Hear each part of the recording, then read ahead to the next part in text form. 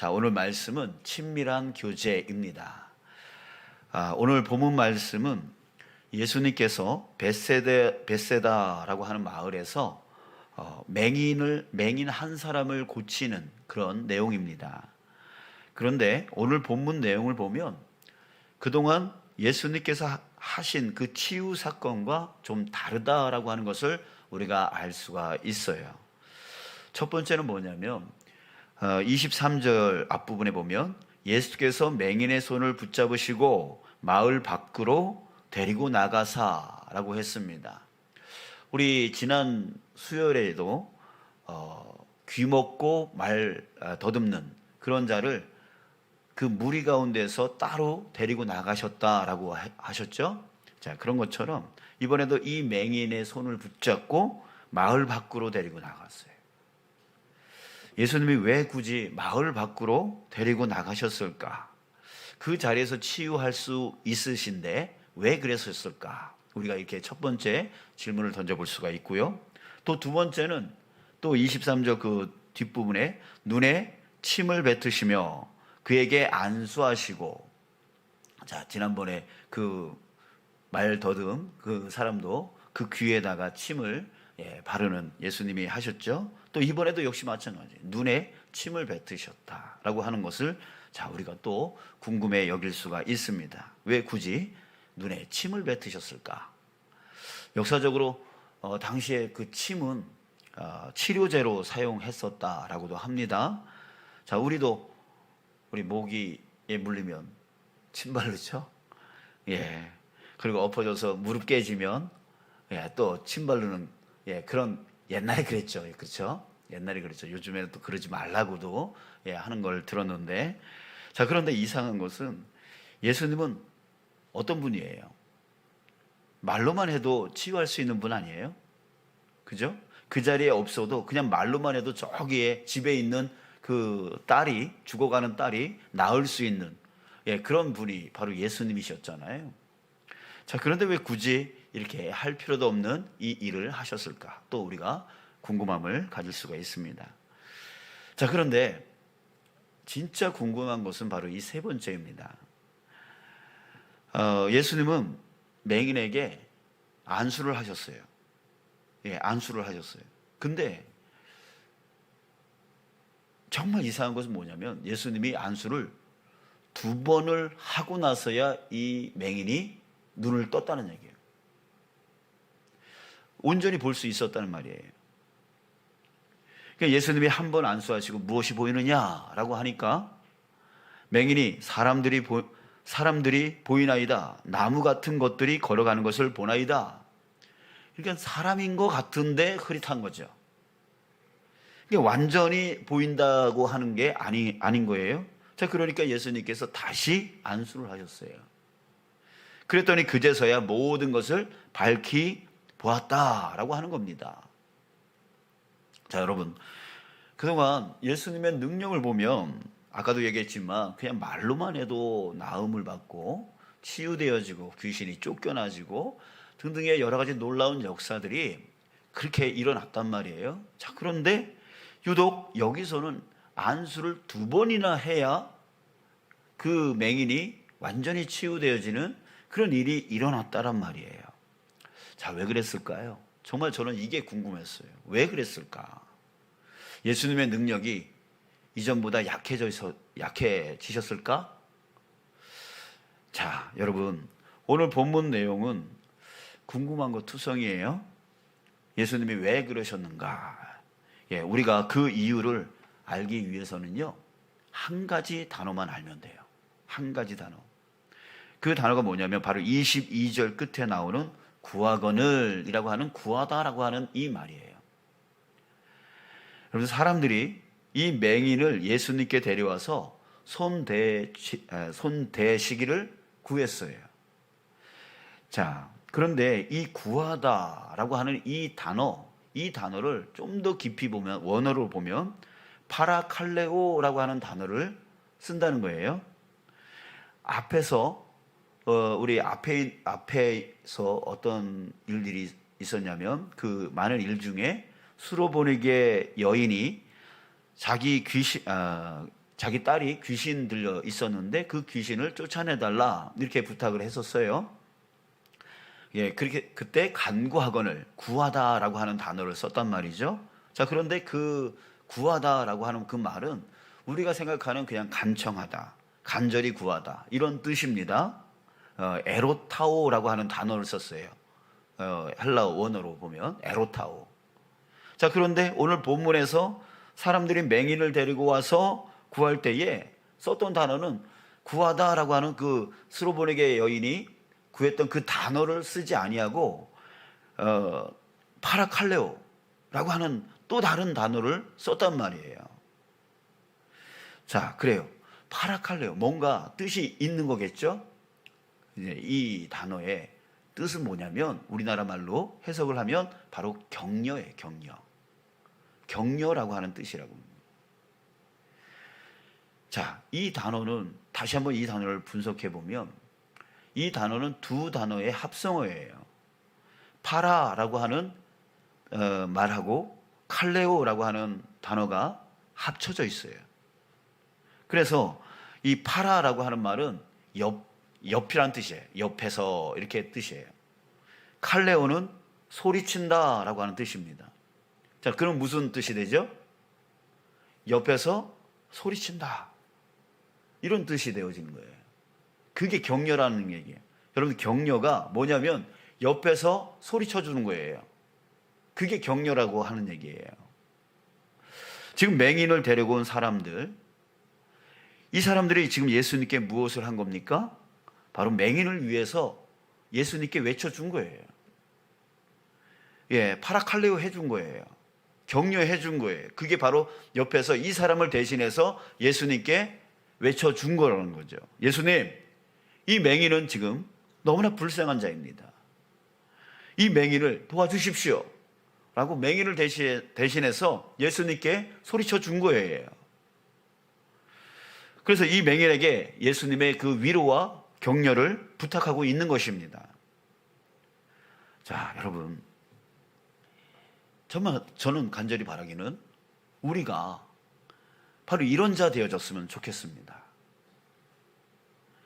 곁에 힘들어하고 있는 자, 어려워하고 있는 자, 고난당하고 있는 자, 그리고 여러 가지 수고로 인해서 일을 열심히 하고 있는 자, 이런 자들을 위해서 예수님께 외쳐주는,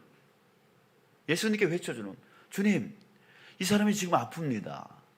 이 사람이 지금 힘듭니다. 이 사람이 지금 수고하고 애쓰고 있습니다. 주님, 위로해 주시고 고쳐주시고 격려해 주십시오. 힘을 주십시오. 이렇게 옆에서 외쳐줄 수 있는 자, 그런 자가 되어졌으면 좋겠는 거예요. 그러면 얼마나 좋을까요? 자, 그런데 세상에는 이런 격려자, 위로자, 옆에서 그렇게 외쳐주는 그런 자보다는 불평만 하고 또 비난만 하는 그런 사람들이 너무나 많이 넘쳐납니다. 우리 자신도 돌아보면 위로해주고 격려해주고 곁에서 예수님께 외쳐주는 그런 자이기보다는 자꾸만 나 아닌 다른 사람을 자꾸만 판단을 하려고 해요. 자꾸만 평가를 하려고 해요. 잘하느니 못하느니 좋으니 나쁘니 자꾸만 이렇게 평가를 하고 그 평가를 하다 보면 좋게 평가하는 경우가 별로 없어요. 항상 내 수준에 다 이하로 평가를 하죠. 그래서 비난이 나올 수밖에 없고 불평이 나올 수밖에 없고 불만이 나올 수밖에 없고 이런 말들 너무나 많이 하는 것이에요. 근데 우리만 하는 게 아니라 세상 많은 사람들이 다 이렇게 하니까 여러분 정말 간절히 바라기는 우리들이 바로 격려자가 되어졌으면 좋겠습니다. 위로자가 되어졌으면 좋겠어요. 예수님께 이 힘들고 어렵고 수고하고 있는 그 사람들을 대신해서 예수님께 곁에서 외쳐주는 자, 이런 자가 어떤 자예요? 바로 중보기도자이잖아요. 그런 자가 되어주는 것이죠. 여러분, 정말 저와 여러분들이 바로 그런 자가 되어준다면 우리 교회는 정말 사랑이 차고 넘쳐나는 교회가 되질 거예요. 사랑 넘치는 교회에 사람이, 성도가 모일 수밖에 없는 거죠. 모일 수밖에 없는 거예요. 참 그런 교회가 되어졌으면 좋겠습니다. 그래서 저와 여러분들이 바로 오늘 이 말씀을 듣는 저와 여러분들이 바로 그런 자의 삶을 살기로 우리 결정하여 나아가기를 원합니다. 비평하고 싶고 비난하고 싶고 불평하고 싶고 불만을 터뜨리고 싶은 그런 상황, 우리 다 갖고 있죠. 다 갖고 있죠. 그러나 그게 없어서 불만을 터뜨리는 것이 아니라, 불만을 터뜨리지 않는 게 아니라, 있지만, 평가하고 싶지만, 비난하고 싶지만, 그럼에도 불구하고 그거를 누르고 참고 주님이 원하는 말들을 내가 하려고 하는 그 결단으로 우리는 칭찬거리를 생각하고 격려거리를 생각하고 위로거리를 생각하여서 일부러 주님이 그걸 기뻐하시니까 그래서 그렇게 해나가는 그런 자인 거예요. 사랑하는 여러분들 저와 여러분들은 그리스도인이십니다. 아멘. 그렇기 때문에 내 안에 분명 비난하고 싶은 그 이유와 상황과 환경과 그런 모든 것이 있을지라도 그럼에도 불구하고 그것을 내려놓고 주님이 기뻐하시는 거, 주님이 원하시는 거, 그것을 행하여 나갈 수 있는 저와 여러분들 되었으면 좋겠어요. 오늘 예수님께 그 맹인을 데려온 이 사람들이 우리에게 교훈이 되어지기를 주님의 이름으로 축복합니다. 자, 그런데요, 이제 예수님이 그렇게 예수님이 왜 그렇게 하셨는지 우리가 이해를 조금 할 수가 있습니다. 격려가 필요하고 위로가 필요한 자예요, 이 맹인은. 그래서 사람들이 데리고 와서 이 사람을 격려해달라고, 이 사람을 위로해달라고 그렇게 간구를 했던 거예요. 자, 그렇기 때문에 이 보이지 않는 이 맹인에게 중요한 것은 뭐냐면, 상처받은 그 보이지 않는 눈을 치유해 주는 것도 중요하지만, 이 사람은 지금 어떻게 해요? 육적인 질병 가운데, 맹인, 보지 못하는 것 가운데 있지만 정말 중요한 건 뭐냐면 그 마음이 지금 많이 상해져 있다는 얘기예요. 지금 사람들이 이 맹인을 데리고 와서 격려해달라고, 위로해달라고 말을 했다라고 하는 것은 이 사람이 지금 많은 상처 가운데, 많은 힘듦과 어려움 가운데 놓여 있다라고 하는 것을 말해주는 거예요. 그렇기 때문에 예수님은 그 사람을 치유할 뿐만 아니라, 그 육적인 것을 치유할 뿐만 아니라 그 마음까지도 치유해 주기를 원하셨던 거예요. 자, 여기서 예수님이 한 행동들이 이해가 되기 시작하는 거예요. 예수님이 마을 바깥으로 이 사람을 데리고 나갔어요. 자, 나가면서 이 둘이 같이 나가면서 이 둘은 뭘 했을까요? 아마도 대화를 나눴겠죠. 대화를 나누면서 그동안 어떻게 살았는지, 뭐가 아팠는지, 뭐가 힘들었는지, 그런 이야기를 함께 나눴을 거다라고 하는 생각을 해봅니다. 마음과 마음을, 서로 아픈 마음, 그 힘든 상황을 서로 나눴을 거라고 하는 생각을 갖는 거죠. 자, 그리고 나가서 마을 바깥으로 나가서 이제 예수님이 치유해 주시려고 하는데, 그런데 예수님이 침을 뱉는 거예요. 여러분, 누가 나에게 침 뱉으면 어떻게 되는 거예요? 제가 여러분들한테 침 뱉으면 여러분들 어떻게 반응하실까요? 주여, 나를 치유해 주시려고 목사님의, 이렇게 생각하실까요? 에이, 더러워. 그러지 않겠어요? 자, 그런데요, 여러분, 엄마가 아이가 놀다가 무릎이 깨졌어. 피가 나와. 그럼 엄마가 어떻게 해줘요? 랄랄 해주잖아요. 그러면 그 자식이 아이 엄마 더럽게 이래요? 아니죠. 가만히 있죠. 왜요? 지금 엄마와 이 자식은, 이 아들은 친밀한 관계에 있는 거예요. 그래서 엄마의 마음을 알아요. 침을 발라주는 것이 더러운 짓이 아니라 엄마가 나를 사랑해서 하는 일이다라고 하는 것을 이해하는 거죠. 그냥 받아들인 거예요. 더러운 게 아니에요. 사랑으로 받아들여지는 거예요.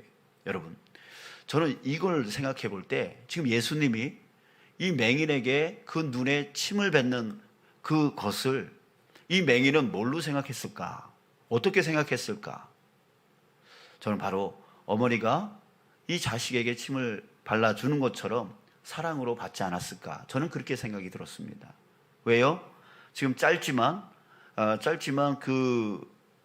마을 안에서 마을 바깥으로 걸어 나오면서 서로 마음을 나누고 힘듦을 나누고 이러면서 서로 친밀한 관계가 되어졌을 거다라는 하는 생각이 들어요. 자, 그랬을 때 그 침을 뱉는 것은 더러운 짓이 아니라 바로 이 예수님이 나를 사랑하여 주셔서 이렇게 하는구나라고 하는 그 마음이 열린 것이죠. 마음이 통한 것이죠.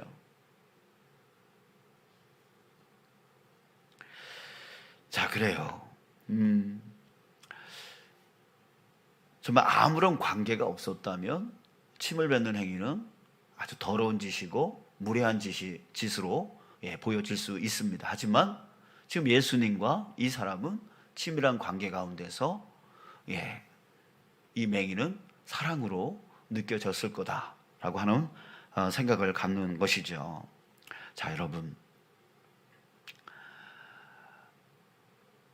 맹인은 안 보이는 눈의 치유뿐만 아니라 지금 예수님과 친밀한 관계가 되어짐으로 인해서 큰 격려를 받고 위로를 받았을 것입니다. 사랑하는 여러분, 어떤 목적으로 만난 관계, 예를 들어서 사업상 일 때문에 만난 관계는요, 친해질 수가 없어요. 그리고 일만 끝나면 서로 무관해져 버립니다. 자, 이런 생각이 또 들어요. 우리가 예수님을 만날 때 어떤 관계로 만나고 있을까 한번 생각해 보세요. 어떤 목적으로 나한테 필요한 것이 있기 때문에 지금 예수님을 만나는 그런 관계 가운데 내가 있나? 여러분, 그렇게 되어진다면 그 문제 해결해 달라고 기도하기 위해서 예수님을 만나게 되어지면 그 문제가 해결되어지면 또 어떻게 돼요? 또 예수님을 찾지 않게 되어지는 거예요. 그러니까 예수님과 나는 어떤 관계인가를 여러분도 한번 생각을 해보세요. 내가 예수님을 찾을 때가 언제인가 한번 생각해 보세요. 내 목적을 이루기 위해서, 내 필요한 것을 채우기 위해서 예수님을 찾다가 그거 다 해결되어지면 그 다음에 또 되돌아서서 예수님 찾지 않고 또 힘겨울 때 또 주여 주여 하다가 이런 식의 어떤 사업상의 관계처럼 어떤 목적의 관계처럼 그런 신앙을, 그런 믿음 생활을 우리가 하고 있지 않나. 자, 우리가 왜 예수님을 만나는 일이 기쁘지 않죠? 예배가 왜 어려워지고 조금만 힘든 일이 있고 바쁜 일이 있으면 왜 예배는 나중 일이 되어지죠? 여러분들, 그것은 바로 예수님과 친밀한 관계가 되어지지 못하기 때문입니다. 여러분, 친한 친구 있으시죠? 그죠? 마음을 막 이렇게 터놓을 수 있는 친구.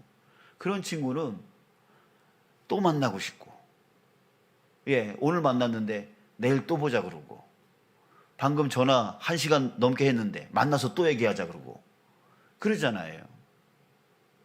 만나고 싶은 거예요, 친밀해지면. 또 연인 관계는 어떻습니까? 항상 붙어 있고 싶죠. 그래서 결국 결혼하자, 이거 되어지는 거 아닙니까? 얼마 전에 오래간만에 만난 친구가 찾아왔는데요, 너무 좋더라고요. 너무 좋아요. 자주 왔으면 좋겠어요.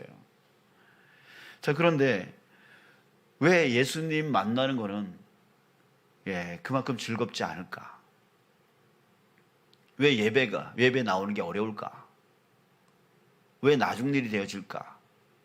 자, 그거는 내가 예수님과의 그 거리가 얼마나 가까우냐 뭐냐, 이것에 문제가 있다고 우리는 볼 수가 있습니다. 자, 여러분, 우리가 예수님을 어떤 목적 때문에 만나기 때문에 예수님과 가까운 것처럼 느껴질 수 있지만 사실은 가까운 게 아니게 되어진 거죠. 예수님은 오늘 본문에 이 맹인에게 하셨듯이요, 우리에게 그런 관계가 되어지길 원하시는 거예요. 어떤 문제 때문에 만나는 관계가 아니라 서로 친밀한 관계로 만나기를 원하는 거예요. 친구처럼 만나기를 원하는 거예요.